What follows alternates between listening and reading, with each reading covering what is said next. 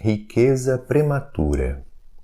Desapareceram os documentos e objetos de valor que talvez te abastecessem de recursos materiais para muito tempo.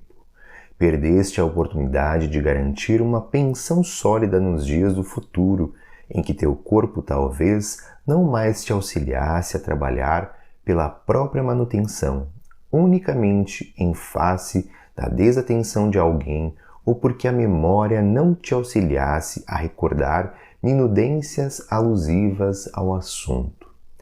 Não te permitas destrambelhar o pensamento por isso.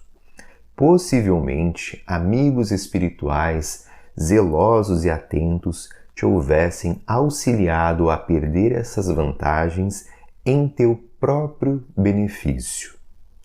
Indaga de ti se estarias efetivamente em condições de trabalhar caso estivesses com a vida escorada no dinheiro excessivo. Medita na situação dos parentes aos quais talvez o excesso de recursos financeiros afastasse da obrigação de servir, com a agravante de induzi-los aos perigos da ociosidade dourada. Recorda aqueles a quem a desesperação para conservar o dinheiro e administrá-lo situou em ruinosa segregação entre o medo de perder a suposta superioridade em que passariam a viver. Pensa nos avanços indébitos da inveja e do despeito sobre os teus dias por parte daqueles que ainda não aprenderam a respeitar a vida dos semelhantes, caso mantivesses a fortuna fora da circulação e do trabalho, sem utilidade para ninguém.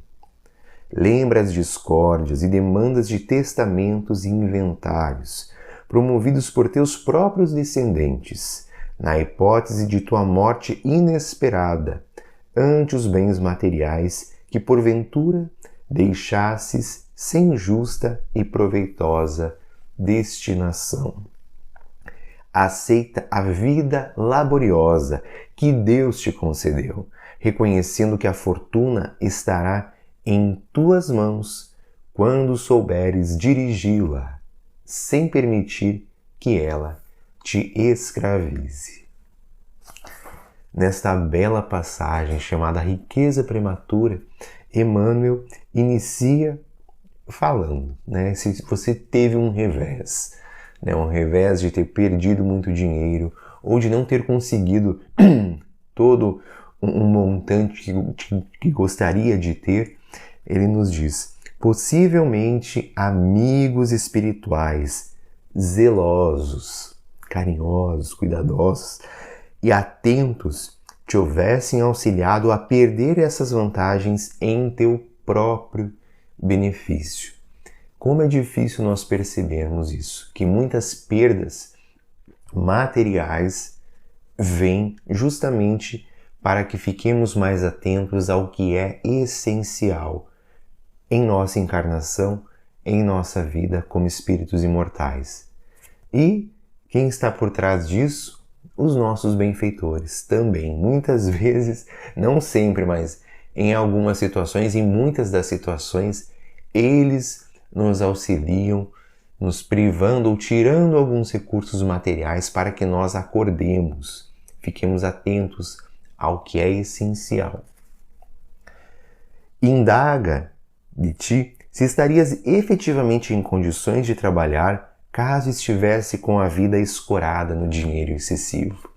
Então a gente às vezes reclama do trabalho, reclama da falta de dinheiro, de recurso material, mas será que se nós tivéssemos uma conta bancária farta, nós estaríamos trabalhando ou passaríamos os dias na ociosidade?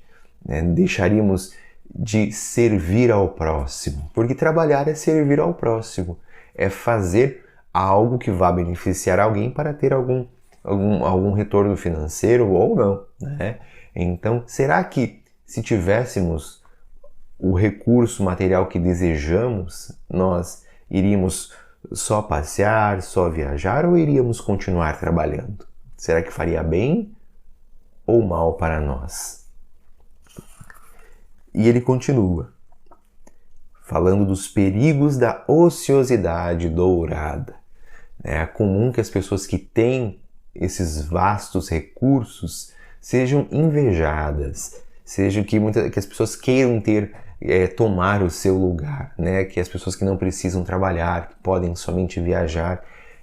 E ele chama isso de ociosidade dourada, que é o desperdício da nossa própria encarnação.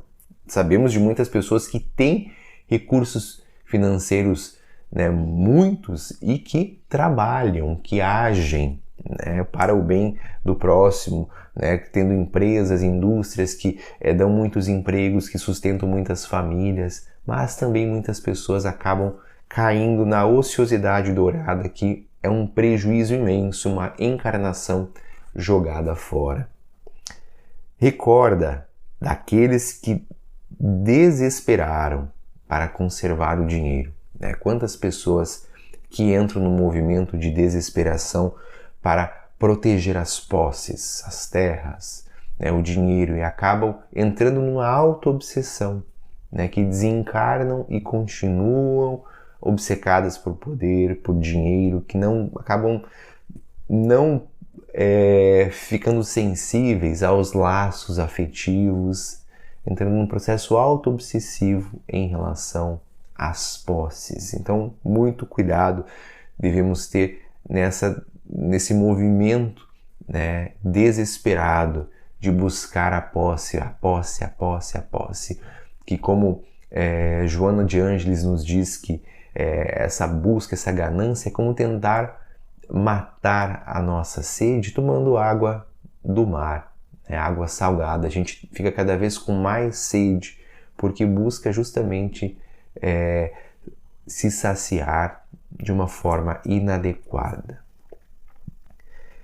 Lembra as discórdias e demandas dos testamentos, dos inventários, quantos conflitos graves familiares nessa busca, né, por ter, pelas posses, quando nós priorizamos o material, né? Quantas discórdias de família, quantos laços ali que ficam por anos, né, fragilizados por questões que são passageiras.